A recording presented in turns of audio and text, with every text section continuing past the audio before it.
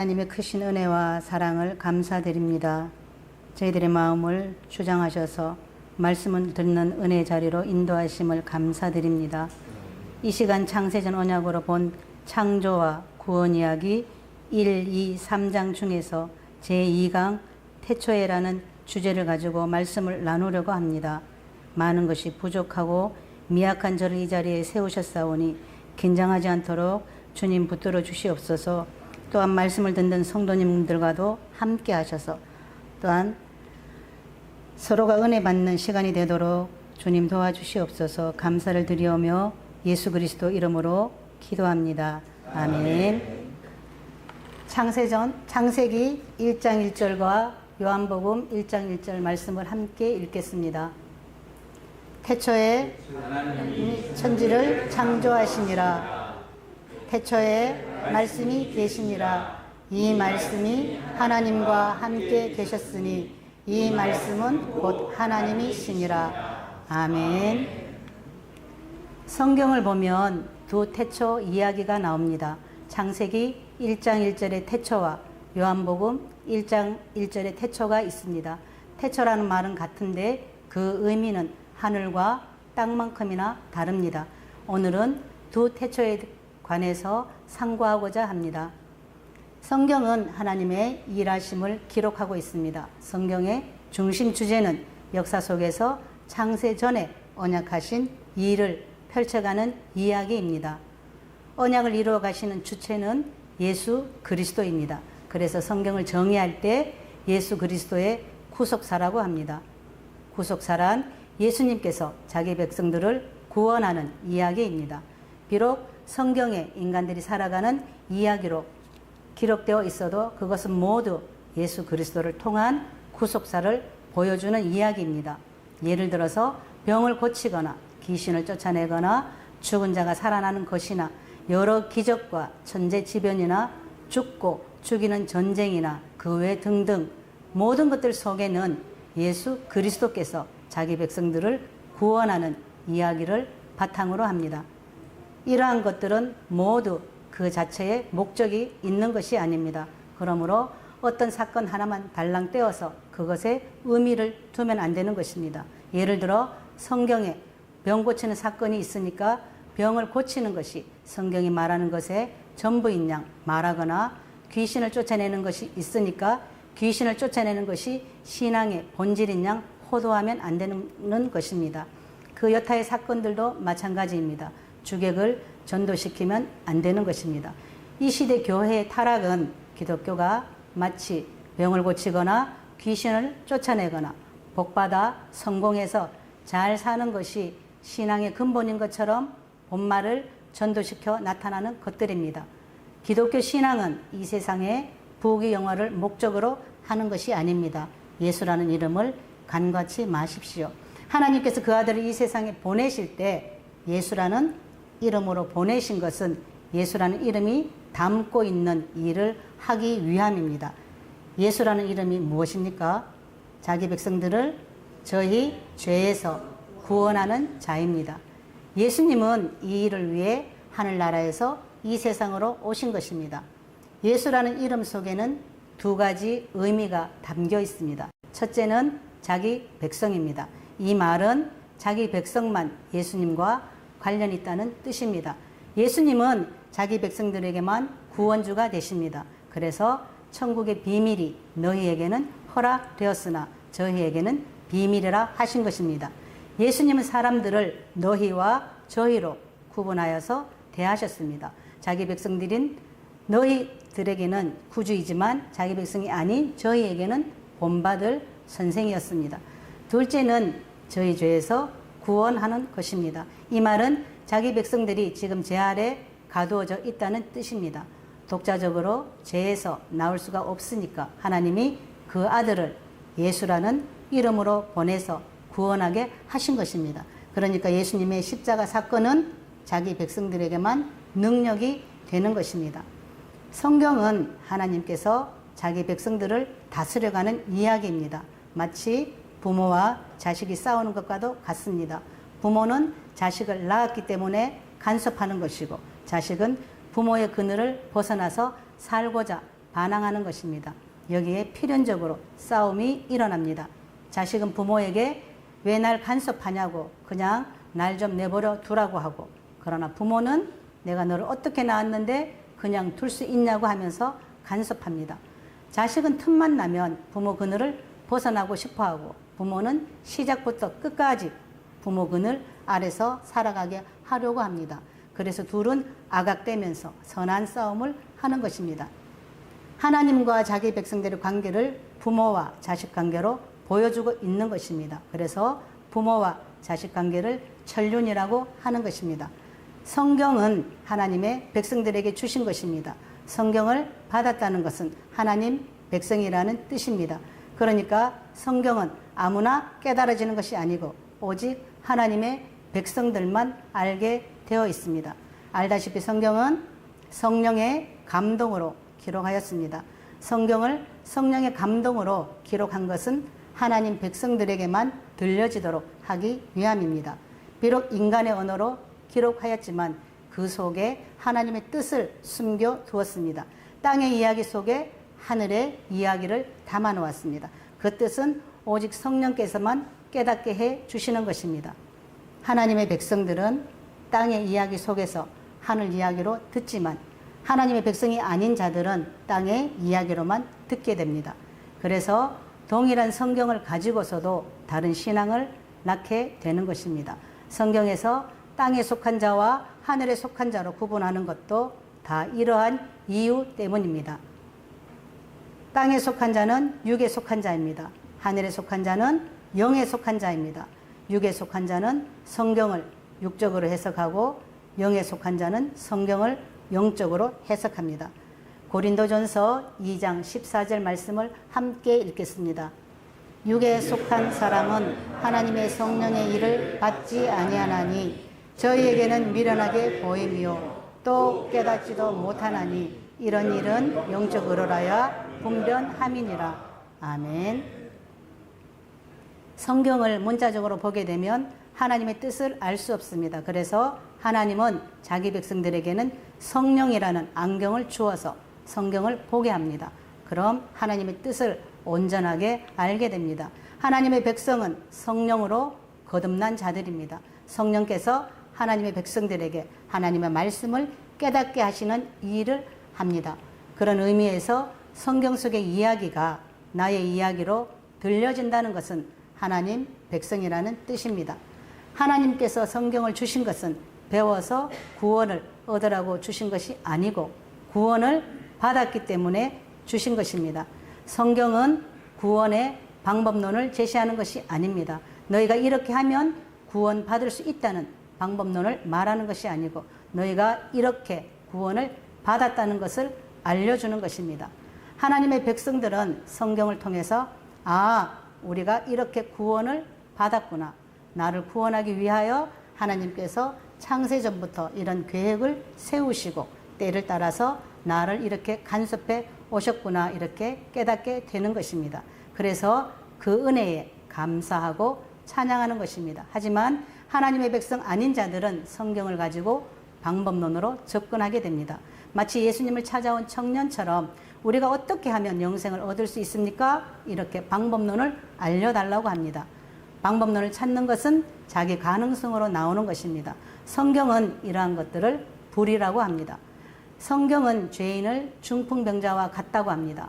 중풍병자는 몸과 마음이 따로따로인 것입니다. 마음은 원이로되 몸이 말을 듣지 않는 것입니다. 그래서 인간들에게는 구원 얻는 방법을 알려줘도 안 된다는 것입니다. 다시 말해서 죄인들은 정답을 알려주어도 정답대로 살 수 없는 자들인 것입니다. 하나님의 백성은 우리가 무슨 일을 해서 되는 것이 아닙니다. 하나님의 백성은 하나님께서 낳아 주셔야만 합니다. 이것을 성령으로 거듭난다고 합니다. 구원은 거저 주어지는 것이지 우리의 힘으로 얻어내는 것이 아닙니다. 그런데 마귀는 인간의 힘으로 구원을 따내라고 합니다. 이것이 세상 종교로 나타나고 있습니다. 그러므로 세상 종교의 신앙의 바탕에는 지성이면 감천하는 것으로 되어 있는 것입니다. 인간의 열심을 근본으로 하고 있는 것입니다. 기독교는 신이 인간을 찾아옵니다. 세상 종교는 인간이 신을 찾아갑니다. 신이 인간을 찾아오는 것을 은혜라고 하고 인간이 신을 찾아가는 것을 법이라고 합니다. 성경의 이야기는 하나님께서 자기 백성들을 찾아가서 구원하는 이야기입니다. 구원의 바탕에 하나님의 은혜가 흐르고 있습니다. 그래서 성도들의 신앙이 그 은혜의 영광을 찬미하고 감사하는 것으로 나타나는 것입니다. 성령은 성경을 가지고 하나님의 백성들에게 하나님의 일하심을 알려주십니다. 성경을 통해서 하나님이 너희에게 어떤 일을 하셨는지를 알려주십니다. 구약에서는 이스라엘이라는 민족을 가지고 설명해 주고 있는 것입니다. 구약 이스라엘은 우리를 보게 하는 거울인 것입니다. 하나님께서 구약 이스라엘에게 하신 일들을 신약의 성도들에게 하시는 것입니다. 신약의 성도들은 구약 이스라엘을 통해서 하나님께서 자기 백성들을 어떻게 간섭하고 다뤄가시는지 깨닫게 되는 것입니다. 우리는 성경을 통해서 하나님의 일하심을 알아야 합니다. 하나님께서 왜 나를 구원해 주셨는지를 알아야 합니다. 어떻게 구원하셨는지 알아야 합니다. 이것을 알아야 신앙이 감사와 찬송으로 나타나게 되는 것입니다. 우리의 구원은 창세전 언약의 결과로 주어진 것입니다. 그럼 구원받은 성도들은 도대체 하나님께서 창세전에 무슨 언약을 하셨기에 내가 구원을 받게 되었는지 알아야 합니다. 성경은 언약의 책입니다. 만물은 언약에 의하여 지은 바 되었습니다. 언약이 먼저이고 만물의 창조가 나중입니다. 이러면 만물을 존재케 하는 근원은 언약이 되는 것입니다. 이스라엘은 애굽에 살면서 그들을 존재케 하는 근원을 모르고 살았습니다. 그래서 하나님은 이스라엘을 출애굽시키신 후에 그들의 근원을 알려주는 일을 하셨습니다. 그것을 모든 백성들이 보는 앞에서 모세를 시내산 위로 올라오게 하는 것으로 나타냈습니다. 이건 하나의 시청과 교제입니다. 시내산 위는 하늘나라를 상징합니다. 하나님께서 모세를 시내산 위로 부르신 것은 이스라엘 백성들의 소속을 알려주고자 하심입니다. 너희들은 하늘나라 백성이라는 것을 알려주신 것입니다.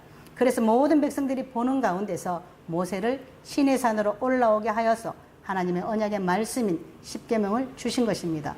십계명은 언약입니다. 너희들은 언약 백성이라는 것입니다. 언약이 너희를 존재케 하였다는 것을 알려주는 것입니다. 너희가 잘나서 구원을 받은 것이 아니고 언약의 후손이기 때문에 구원이 주어진 것이라고 알려주시는 것입니다. 시내산 위에서 언약이 주어졌다는 것은 언약의 출처가 하늘나라라는 것입니다. 천국에서 언약이 나왔다는 뜻입니다. 백성들은 언약을 앞세우고 약속의 땅으로 들어갔습니다. 이는 언약이 천국으로 인도한다는 것입니다. 언약이 천국으로 인도하는 것을 순서적으로 보면 하늘나라에서 창세전 언약이 세워졌고 창세전 언약에 의하여 만물이 창조되었고 하나님은 만물 속에 있는 언약의 백성들을 구원하려고 그 아들을 보내시고 그 아들은 창세전 언약 안에서 영생 주시기로 작정된 자들을 찾아가서 언약의 말씀을 주고 언약의 말씀을 받은 자들은 그 언약을 앞세우고 하나님 나라로 들어가게 되는 것입니다. 하나님은 언약으로 일하십니다. 하나님께서 자기 백성들을 이 세상으로 보내실 때 그 속에 언약을 심어 놓았습니다. 언약은 마치 칩처럼 자기 백성들 속에 내장되어 있습니다. 이 언약의 프로그램에 의해서 언약의 후손들을 구원하러 오시는 하나님의 아들을 알아보게 합니다. 그럼 이 세상에 있는 하나님의 백성들은 그 아들을 따라서 하늘나라로 나아가게 됩니다. 이를 의인화하여서 만물이 주께로 나와서 주로 인하다가 주께로 돌아간다라고 하는 것입니다. 우리의 고향은 주님 품인 것입니다. 그래서 구원받은 성도들을 그리스도 안에서 산다고 하는 것입니다. 구원이란 본래의 자리로 돌아가는 것입니다. 내 근원을 찾아가는 것입니다. 나로 존재케 하신 그곳으로 돌아가는 것입니다. 오늘 우리가 살펴볼 태초 이야기도 우리의 근원을 찾아가는 이야기입니다. 그럼 함께 출발해 봅니다. 창세기 1장 1절 말씀을 읽겠습니다. 태초에 하나님이 천지를 창조하시니라. 아멘. 성경을 열면 첫 마디가 태초에입니다. 태초라는 말은 하나님께서 이 세상에 던진 첫 마디입니다. 이것은 마치 잔잔한 연못에 돌 하나를 던진 것과 같습니다. 잔잔한 연못에 돌을 던지면 그 파장이 온 연못에 여울이 되어서 퍼져가듯이 하나님께서 이 세상이라는 연못에 태초에라는 돌을 하나 던진 것입니다.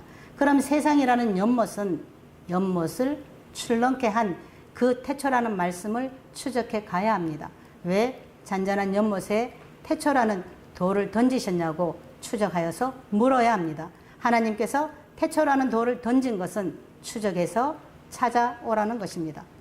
태초에 하나님이 천지를 창조하시니라. 이 말씀은 하나님이 천지를 창조하였다는 의미보다 천지에게 묻고 있는 의미가 더 강합니다.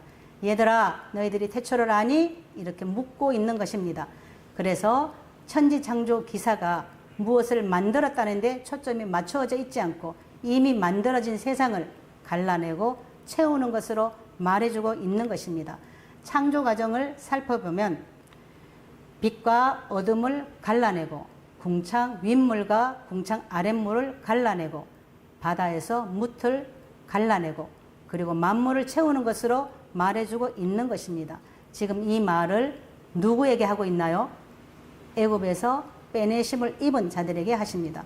어린 양의 피로 출애굽한 언약의 후손인 이스라엘 백성들, 하나님의 자기 백성들에게 하신 것입니다. 모세오경은 출애굽한 이스라엘 백성들에게 주신 말씀입니다. 모세오경에는 인류의 시작 이야기도 있지만 언약의 후손들이 생겨난 이야기를 시작으로 약속의 땅으로 들어가 살게 되는 끝까지 다 있습니다. 창세기는 기원의 시작을 말하면서 이것을 아브라함 언약으로 설명해 주고 있습니다. 아브라함 언약에서 나온 자들이 애굽으로 내려가는 것을 말해 주고 있습니다. 동일한 의미로 창세전 언약 안에 있던 백성들이 이 세상에 오게 된 것을 말해 주는 것입니다. 그리고 출애굽기는 언약의 후손들이 애굽이라는 이방 나라에서 고난당하고 있는데 하나님께서 구원자를 보내어 자기 백성들을 어떻게 보호하고 구원해 가시는지 출애굽 과정을 말해주고 있습니다.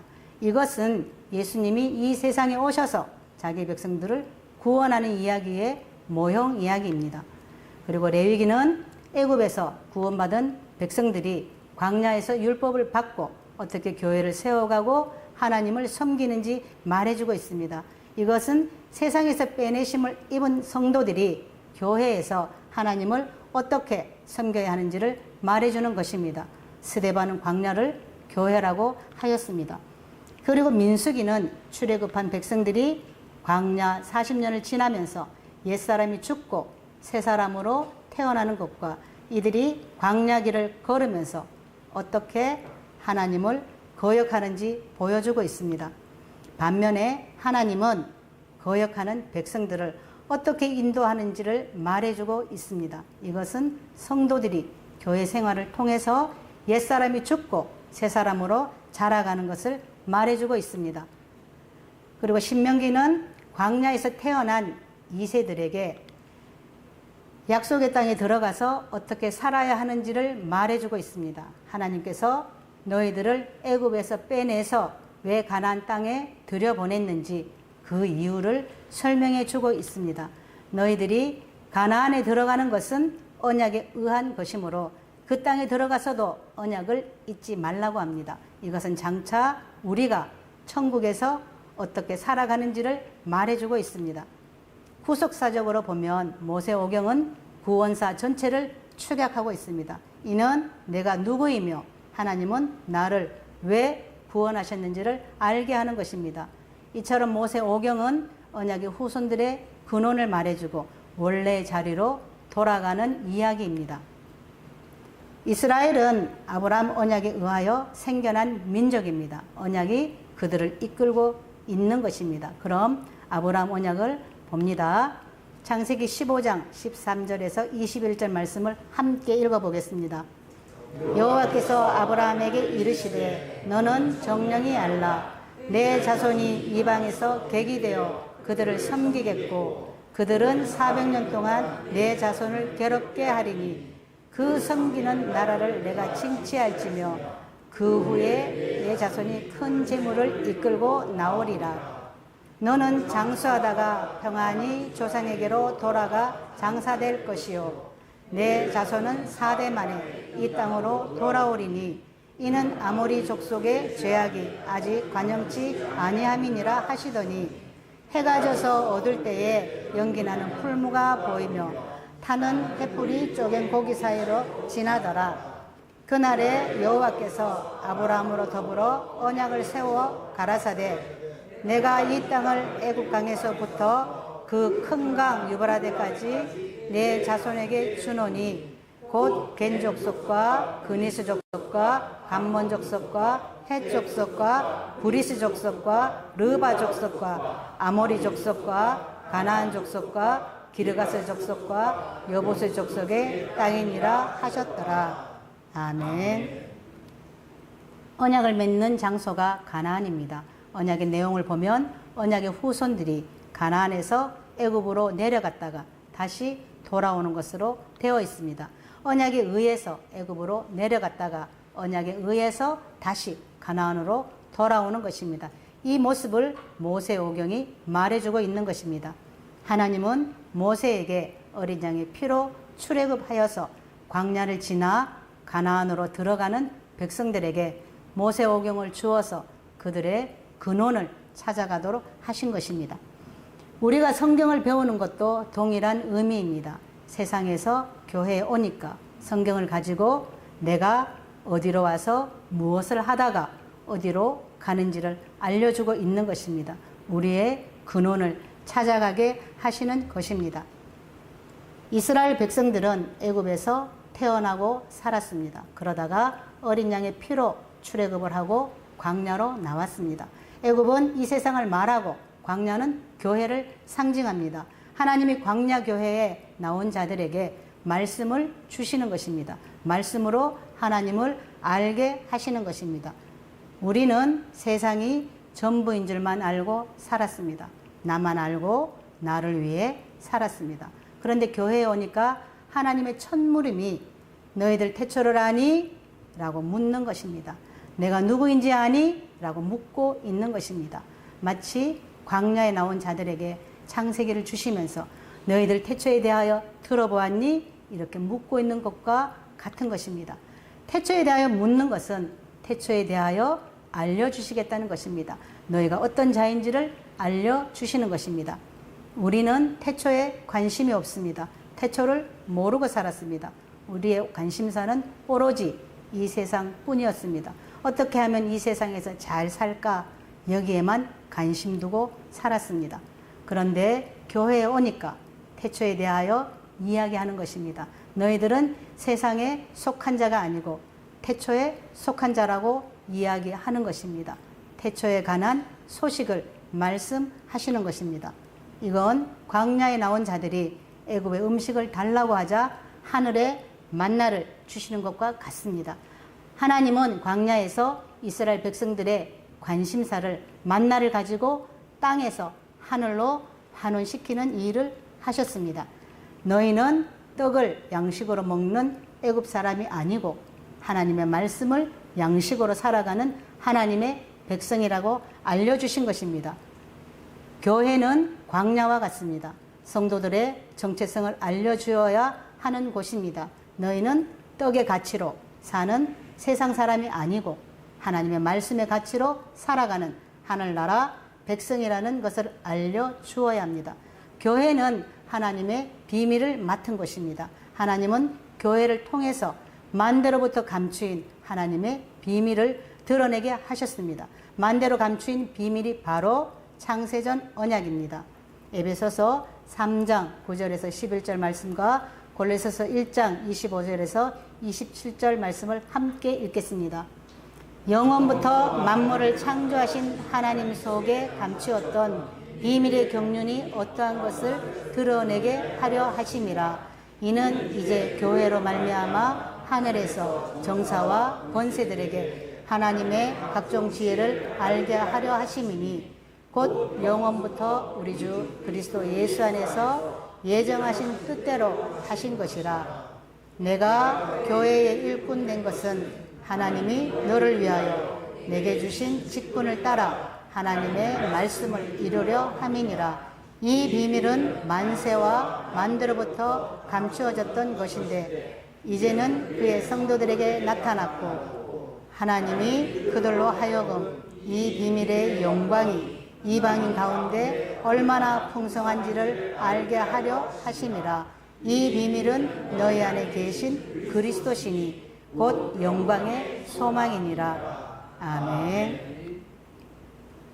교회는 하나님의 비밀을 전해주는 곳입니다. 그래서 교회를 일컬어 만세로부터 감추인 하나님의 비밀을 맡은 곳이라고 합니다. 교회는 세상에 관심을 두고 살아가는 자들에게 하늘의 이야기로 그들의 관심사를 하늘로 돌리는 일을 해야 합니다.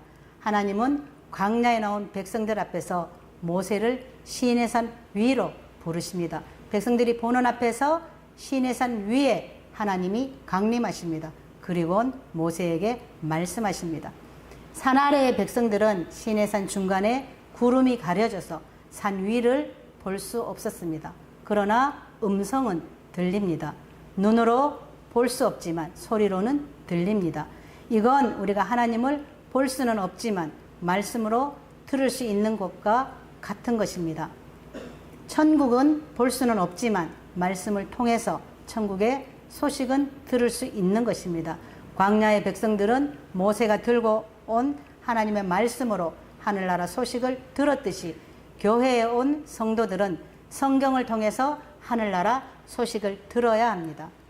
모세가 전하는 말씀의 출처가 산 위입니다. 이것은 하나님의 말씀으로 산 위에 있는 하나님 나라를 보라는 것입니다. 하나님을 눈으로 보려고 하지 말고 모세가 준 말씀을 통해서 하나님을 만나라는 것입니다. 말씀은 하나님을 만나게 하는 통로입니다. 하나님은 말씀이라는 통로를 통해서 만나 주십니다. 창조가 말씀으로 이루어진 것은 하나님은 말씀으로 만나 주신다는 뜻입니다. 그러므로 말씀을 제쳐놓고 하나님을 만나고자 하는 것은 전부가 불법이고 반칙인 것입니다. 시인의 산 위는 하나님 나라를 상징합니다. 이렇게 되면 광야는 세상이 되는 것입니다. 하나님께서 모세를 시인의 산 위로 부르신 것은 세상에 사는 사람들에게 하늘나라 소식을 알려주기 위함입니다.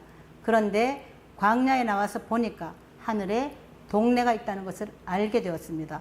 하나님께서 하늘에 있는 동네를 알려준 것은 장차 이스라엘이 살아가야 하는 곳이 하늘나라이기 때문입니다.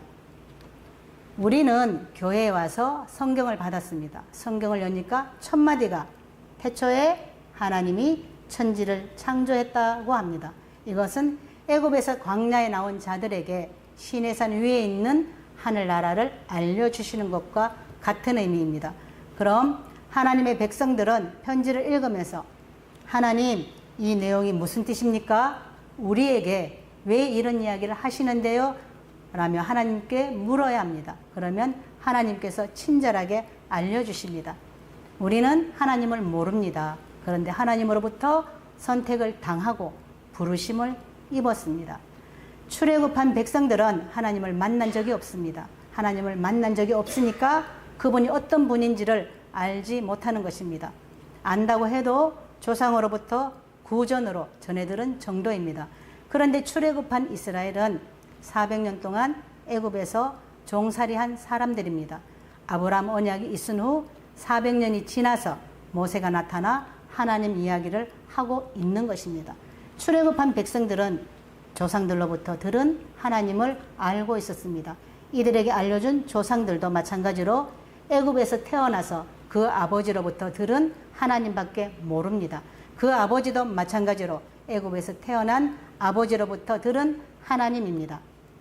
1대를 100년이라고 한다면 그럼 400년은 4대를 지나온 것입니다. 이렇게 되면 출애굽한 사람들은 400년 전에 할아버지가 만난 그 하나님을 구전에서 구전으로 전해들은 하나님인 것입니다.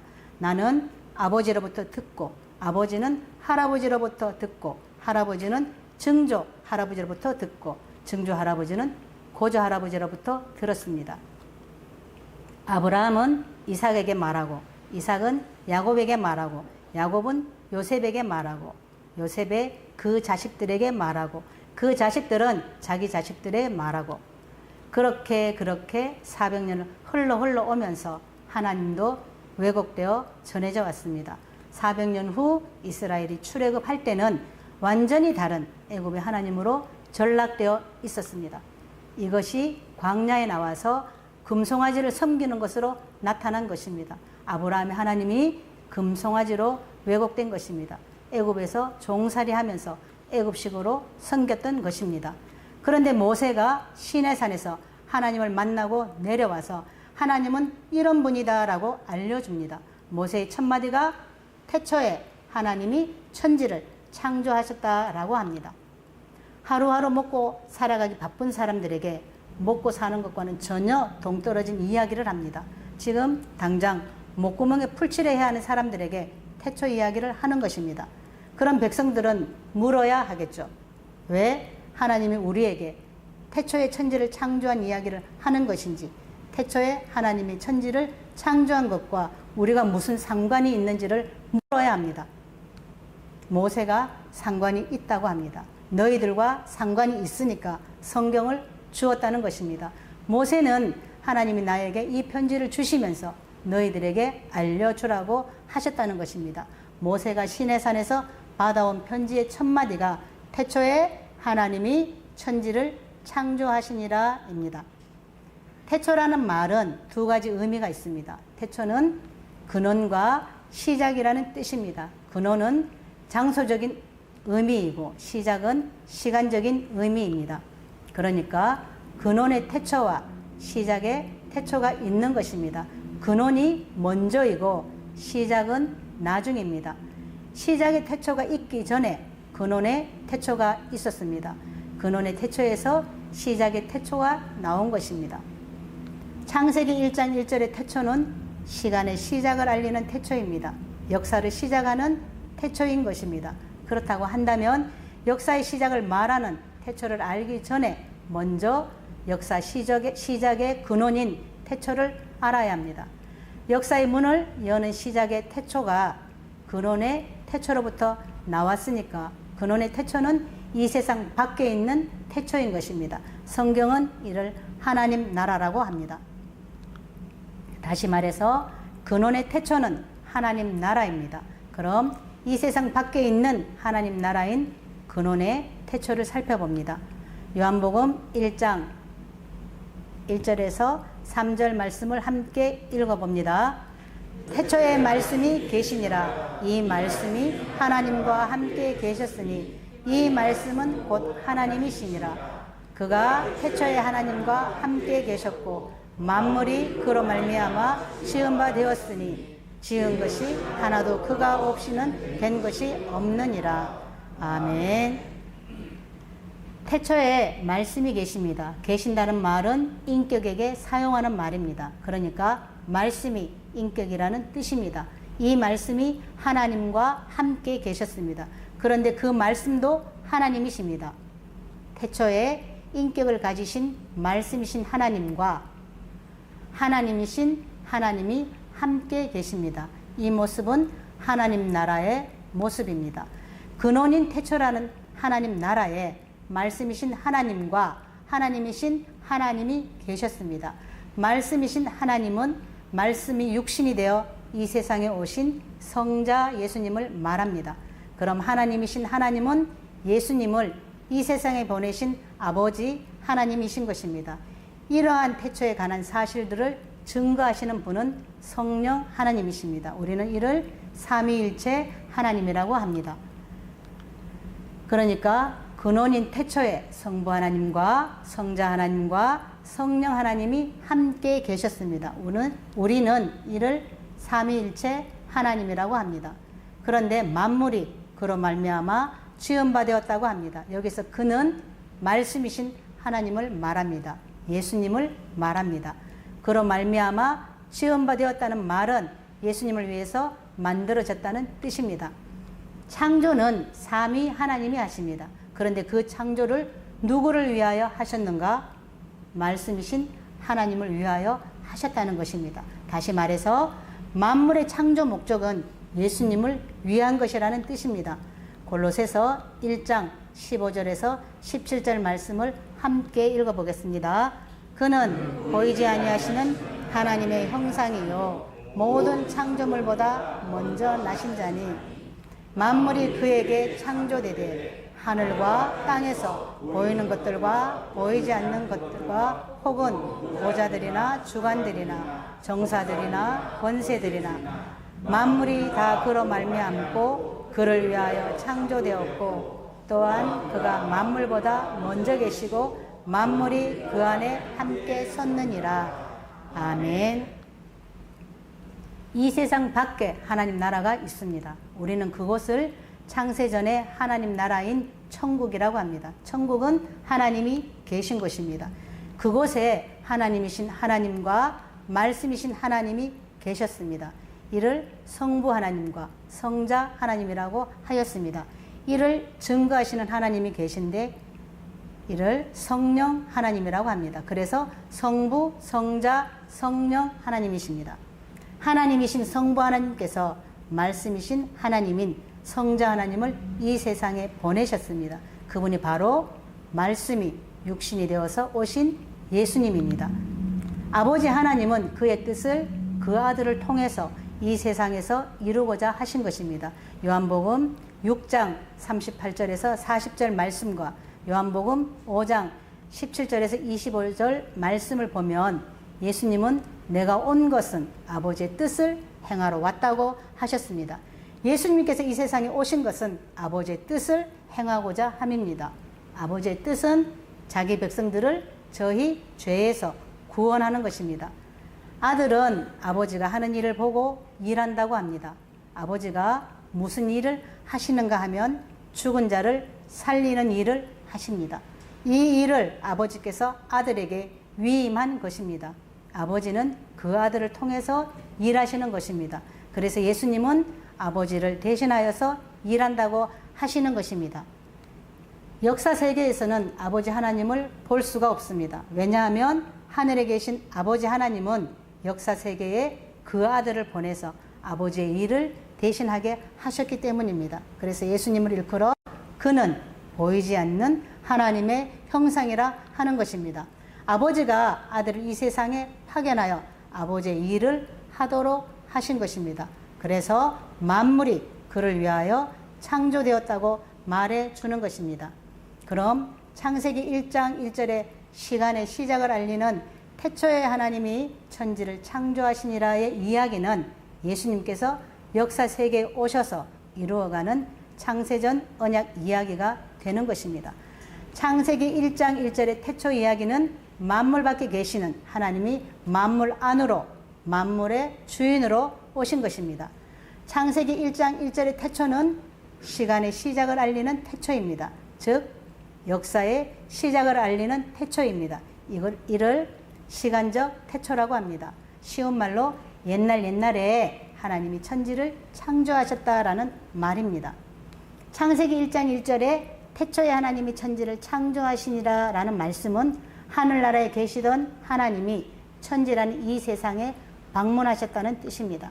그러니까 창세기 1장 1절의 창조라는 말은 무엇을 만들었다는 의미보다 하나님이 천지 속에 오신 것에 강세가 있는 것입니다. 하늘나라에 계시던 하나님이 이 세상을 왜 방문하셨을까요? 그것은 하늘나라에서 계획한 어떤 일을 하시기 위함입니다. 우리는 그것을 지난 시간에 창세전 언약이라고 살펴보았습니다. 태초에 하나님이 천지를 창조하시니라는 말씀은 천국에서 말씀으로 계시던 하나님이 육신을 입고 이 세상에 오신 것을 말합니다. 신약적으로 말하면 예수님이 이 세상에 오신 것입니다.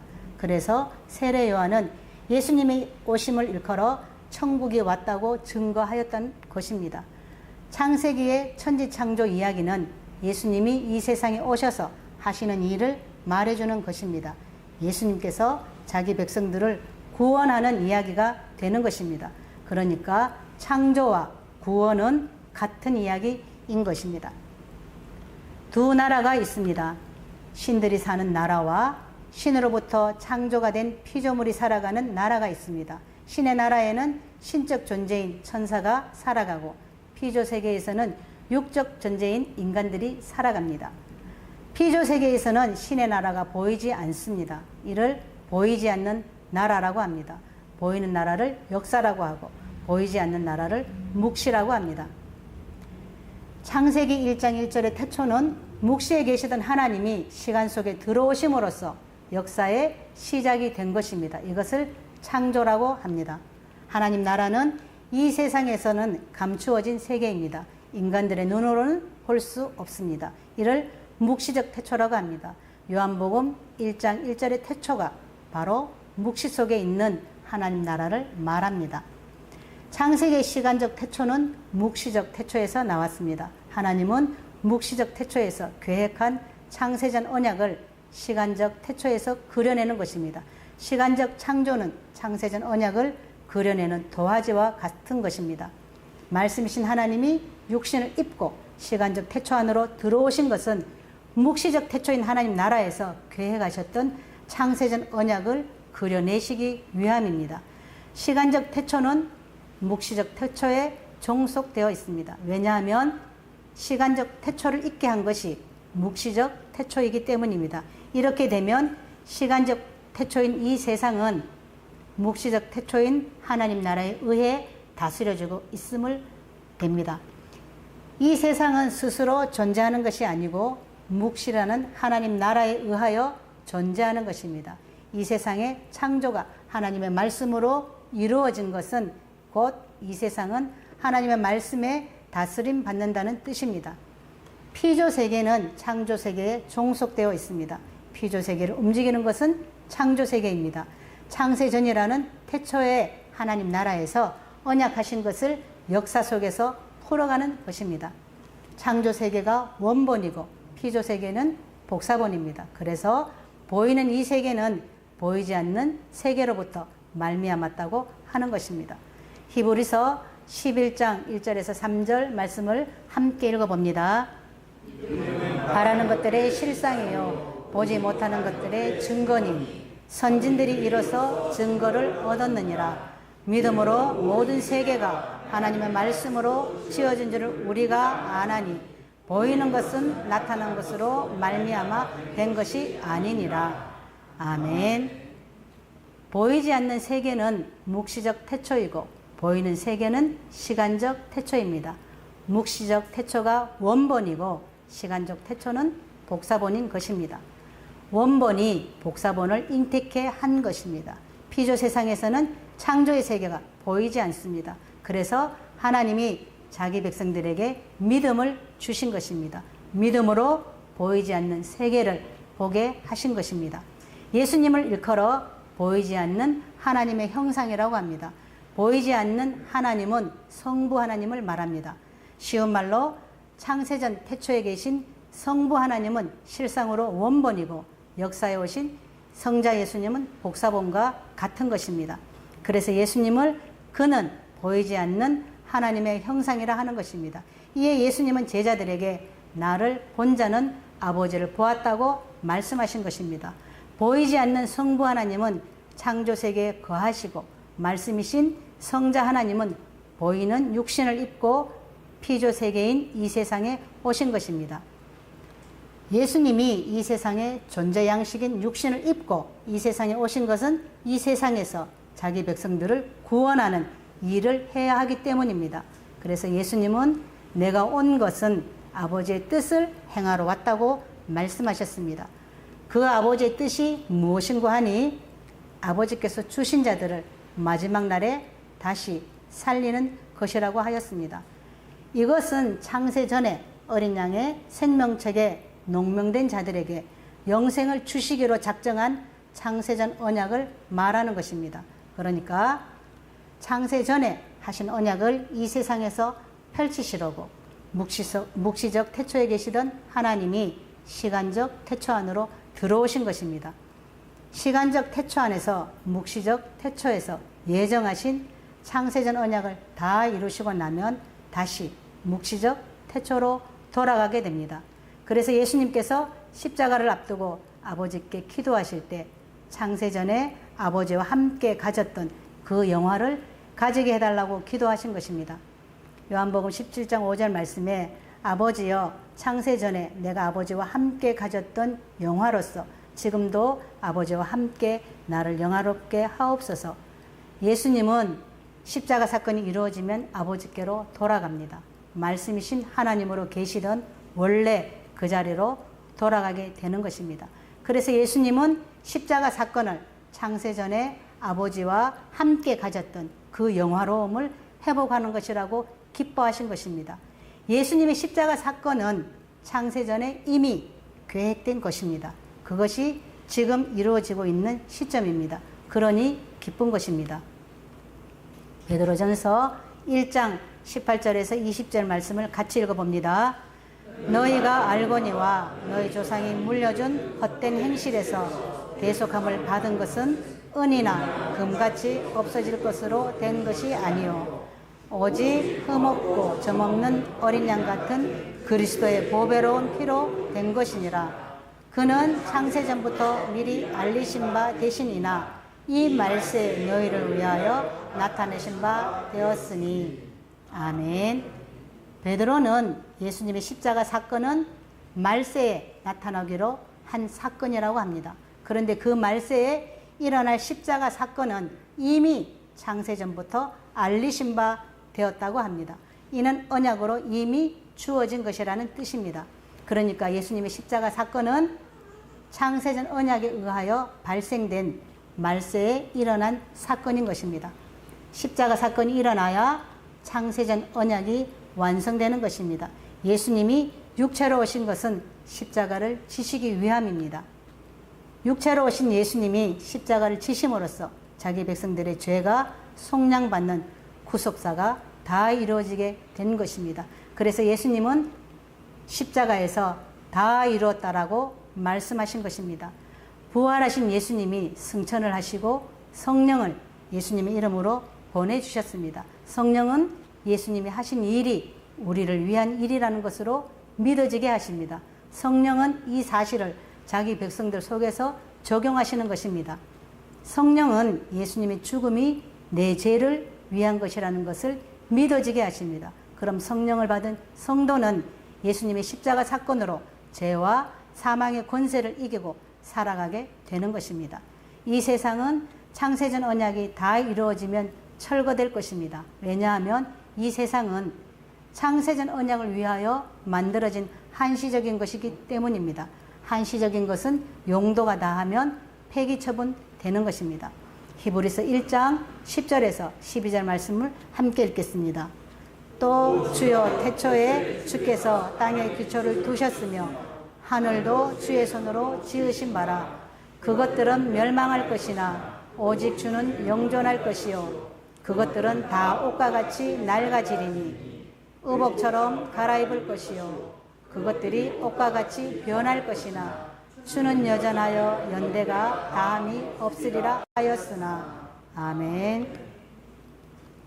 태초에 하나님이 멸망할 것을 지으셨다고 합니다. 이게 창세기 1장 1절 태초의 창조 사건입니다. 그러니까 창세기 1장의 창조 사건은 용도가 다하면 폐기 처분될 것들입니다. 시간적 태초 안에 있는 모든 것들은 다 사라질 것들입니다. 만물도 사라지고 인간도 사라집니다. 그래서 흙에서 난 우리 몸도 무너지면 하늘로부터 오는 장막을 덧입게 된다는 것입니다. 그러니 죽음을 슬퍼하지 말라고 합니다. 왜냐하면 성도에게 있어 죽음은 하늘의 신령한 몸으로 갈아입는 것이기 때문입니다.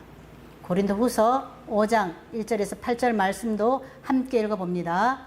만일 땅에 있는 우리의 장막집이 무너지면 하나님께서 지으신 집 곧 손으로 지으신 것이 아니요 하늘에 있는 영원한 집이 우리에게 있는 줄 아나니 과연 우리가 여기 있어 탄식하며 하늘로부터 오는 우리 처소로 덧입기를 간절히 사모하노니 이렇게 입은 벗은 자들로 발견되지 않으려 함이라.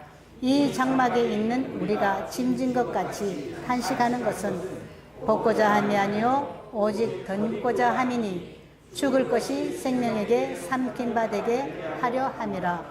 곧 이것을 우리에게 이루게 하시고 보증으로 성령을 우리에게 주신 이는 하나님이시니라. 이러므로 우리가 항상 담대하여 몸에 거할 때에는 주와 따로 거하는 줄을 아노니 이는 우리가 믿음으로 행하고 보는 것으로 하지 아니함이로라. 우리가 담대하여 원하는 바는 차라리 몸을 떠나 주와 함께 거하는 그것이니라. 아멘. 바울은 삼층천에 다녀왔습니다. 삼층천에서 보니까 이 땅에 있는 몸은 실상이 아니고 허상이라는 것을 알았습니다. 그래서 육신은 옷과 같이 낡아지고 갈아입을 것이라고 합니다. 땅의 장막은 장차 예수님이 재림하시면 하늘의 장막으로 바꿔치기 당하게 되는 것을 알았습니다. 이 땅에 있는 몸은 씨와 같다고 하였습니다. 씨가 죽으면 나무를 내듯이 성도들 또한 이 땅의 몸이 죽으면 하늘의 몸으로 살아나게 되는 것입니다. 예수님께서 재림하시면 우리의 몸은 호련히 변화될 것입니다. 그 이유는 복사본의 몸으로는 원본 세상에서 살 수 없기 때문입니다. 원본 세상은 하나님 나라입니다. 하나님 나라는 흙에서 난 유한한 생명으로는 살아갈 수 없습니다. 영원한 하나님 나라는 하늘로서 난 영생하는 몸이라야 살아갈 수 있습니다. 바울은 삼층천에서 이 사실을 보았기 때문에 자기의 소원은 육신을 떠나 주와 함께 거하는 것이라고 했습니다. 그래서 히브리서 11장에서 믿음은 바라는 것들의 실상이요 보지 못하는 것들의 증거라고 한 것입니다. 바라는 것의 실상이란 구원의 완성입니다. 천국에서 영원토록 하나님과 살아가는 것입니다. 믿음이 이 사실을 보게 하십니다. 그래서 믿음은 보지 못하는 것들을 증거한다고 하는 것입니다. 믿음이 우리로 하여금 육신의 장막을 벗어나면 하늘의 장막을 덧입고 영원히 하나님 나라에서 살아가게 된다는 것을 믿어지게 하여서 그 나라를 소망하고 살아가게 하는 것입니다. 그 증거로 성령을 보증으로 주셨습니다. 성령이 우리 안에서 이 사실들을 믿어지게 해 주십니다. 이게 믿어지는 사람은 그 믿음으로 살아가게 되는 것입니다. 우린 모두가 예수님처럼 창세전 하나님 나라에서 이 세상으로 출장 온 것입니다. 그래서 예수님이 가셨던 그 길을 따라서 본래의 자리로 돌아가게 되는 것입니다. 예수님도 이 땅의 몸은 죽음이라는 과정을 거쳐서 하늘나라로 가게 됩니다. 그럼 우리도 이 땅에서 난 몸은 죽음을 통해서 흙의 몸은 반납하고 하늘의 몸으로 덧입고 천국으로 나아가게 되는 것입니다.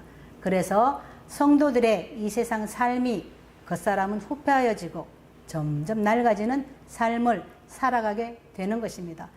겉사람이 후패해지는 삶은 실패가 아니라 성공인 것입니다. 그러니 세상에서의 실패를 두려워하지 말고 낭망치 말아야 합니다. 인간적으로 따지면 예수님처럼 망한 인생이 어디 있을까요?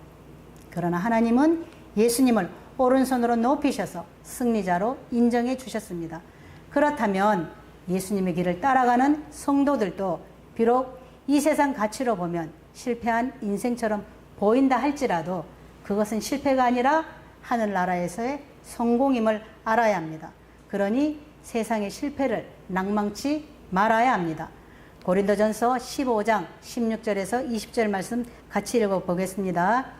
만일 죽은 자가 다시 사는 것이 없으면 그리스도도 다시 사신 것이 없었을 터이요.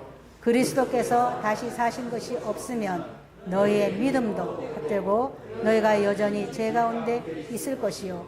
또한 그리스도 안에서 잠자는 자도 망하였으리니 만일 그리스도 안에서 우리의 바라는 것이 다만 이 생뿐이면 모든 사람 가운데 우리가 더욱 불쌍한 자리라. 그러나 이제 그리스도께서 죽은 자 가운데서 다시 살아 잠자는 자들의 첫 열매가 되셨도다. 아멘. 하나님께서 자기 백성들을 구원하는 방식이 죽였다가 살려내는 방식으로 하십니다. 이게 창세전에 언약하신 내용입니다. 그래서 구원이 죄 아래서 죽었다가 건져지는 것으로 되는 것입니다. 바울은 만일 죽었다가 다시 살아나는 프로그램이 없으면 예수님도 다시 살아날 수 없었을 것이라고 합니다. 예수님이 죽었다가 다시 살아난 것은 하나님의 부활 프로그램에 의한 것이라는 것입니다. 만약에 부활 프로그램이 없다고 한다면 예수를 믿는 우리들은 완전히 망한 인생이 될 것이라고 합니다. 그러나 하나님의 부활 프로그램은 분명히 있기 때문에 안심할 수 있다는 것입니다. 예수님이 그 증인이라고 합니다. 그래서 예수님을 부활의 첫 열매라고 하는 것입니다. 첫 열매라고 하는 것은 계속해서 일어난다는 뜻입니다. 고린도전서 15장 35절에서 44절 말씀도 함께 읽어봅니다. 누가 묻기를 죽은 자들이 어떻게 다시 살며 어떠한 몸으로 오느냐 하리니 어리석은 자여 너의 뿌리는 씨가 죽지 않으면 살아나지 못하겠고 또 너의 뿌리는 것은 장래 형체를 뿌리는 것이 아니요 다만 밀이나 다른 것의 알갱이 뿐이로되 하나님이 그 뜻대로 저에게 형체를 주시되 각 종자에게 그 형체를 주시느니라. 죽은 자의 부활도 이와 같으니 썩을 것으로 심고 썩지 않을 것으로 다시 살며 욕된 것으로 심고 영광 것이 살며 약한 것으로 심고 강한 것으로 다시 살며 육의 몸으로 심고 신령한 몸으로 다시 사나니 육의 몸이 있은즉 또 신령한 몸이 있느니라. 아멘. 누가 성도의 실패를 조롱하거든 이렇게 말하라고 합니다. 야, 이 어리석은 사람아, 씨가 죽는 것은 그 속에 있는 나무를 끄잡아내기 위함이야. 죽은 자의 부활도 이와 같이 육의 몸으로 심고 영의 몸으로 살아나고자 하는 것이라고 합니다. 하나님은 성도 안에 예수의 생명을 주셨습니다. 예수의 생명은 우리의 육신이 깨어질 때 나타납니다. 마치 기드온의 300 용사의 항아리 속에 횃불처럼 항아리가 깨어지면 횃불이 밝혀지듯이 우리의 몸도 깨어지면 예수 그리스도의 생명이 드러나게 되는 것입니다. 하나님은 우리 안에 있는 예수 그리스도의 생명을 끄집어내시려고 죽음의 자리로 밀어넣는 것입니다. 그러니 죽음을 슬퍼하지 말라고 하는 것입니다. 예수님이 죽어서 하늘의 몸을 입고 하늘나라로 가셨듯이 우리도 육신의 장막이 무너지면 하늘의 장막을 입고 하늘나라로 가게 될 것입니다. 그래서 바울은 이러한 소망을 가지고 서로 위로하라고 하였던 것입니다. 데살로니가 전서 4장 13절에서 18절 말씀을 보면 예수가 죽었다가 다시 살아나심을 믿을진데 너희가 예수를 믿다가 죽임을 당한다고 하여서 어찌 슬퍼할 수 있겠느냐. 예수 안에 있는 자는 죽어도 다시 살아남이 있으니까 슬퍼하지 말라고 합니다. 예수님이 강림하시면 죽은 자들이 먼저 일어나고 살아남은 자들은 호련히 변화가 되어서 공중에서 주를 영접하게 되기 때문입니다. 죽음을 잔다고 표현하는 것은 깨어남이 있기 때문입니다. 예수님이 재림하실 때 천사들이 기상나팔을 울려 불 것입니다. 이건 자는 자들을 깨우는 소리입니다. 그럼 자는 자들은 하늘의 몸을 입고 부활하여서 예수님을 맞이하게 되는 것입니다. 나팔 소리가 나면 부활하신 예수님의 몸처럼 부활하게 되는 것입니다. 그러니 죽음을 슬퍼하지 말라고 합니다. 이러한 말로 서로 위로하라고 합니다. 만약에 세상 사람들처럼 이 생의 삶이 끝이라고 한다면 망한 인생이 되겠지만 우리에게는 내생이 약속되어 있기 때문에 세상에서 실패해도 망한 것이 아니므로 낙심치 말라는 것입니다. 이 생이 전반전이라고 한다면 내생은 후반전입니다. 이 생의 전반전 인생은 흙에서 난 몸으로 죽음의 종로로 타였지만 내생의 후반전 인생은 하늘로서 난 몸으로 천국에서 영생하며 살게 됩니다. 그래서 바울은 현재의 고난은 장차 올 영광과 좋게 비교될 수 없다고 한 것입니다. 우리는 모두가 요한복음의 태초에서 창세기의 태초로 파견 왔습니다. 파견 근무는 반드시 정한 기간이 있습니다. 그 기간이 다 하면 귀국하게 됩니다. 이제 곧 그때가 다가옵니다. 천상병 시인의 귀천이라는 시가 이러할 때 딱 어울립니다.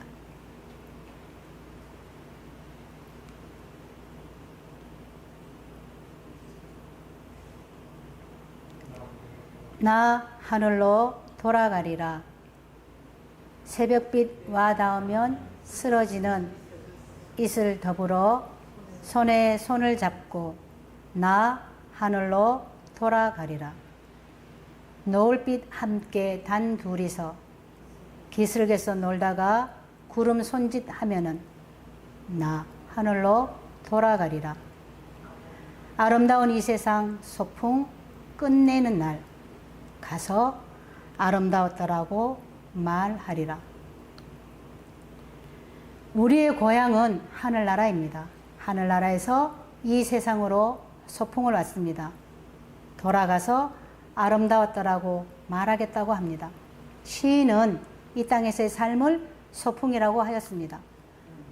소풍이 끝나고 이제 돌아갈 때가 되었습니다. 돌아가서 하나님이 지으신 세상에서 잘 놀다가 왔습니다라고 해야 하겠지요. 그러자면 소풍놀이를 잘 하여야 합니다. 우리가 누리는 소풍놀이는 예수 그리스도 안에서 살아가는 것입니다. 예수님께서 십자가에서 다 이루신 것을 마음껏 누리고 살아가는 것입니다. 그것이 죄와 사망의 권세로부터 결코 정죄함이 없이 살아가는 것이고 이 세상을 나그네와 행인처럼 살아가는 것입니다.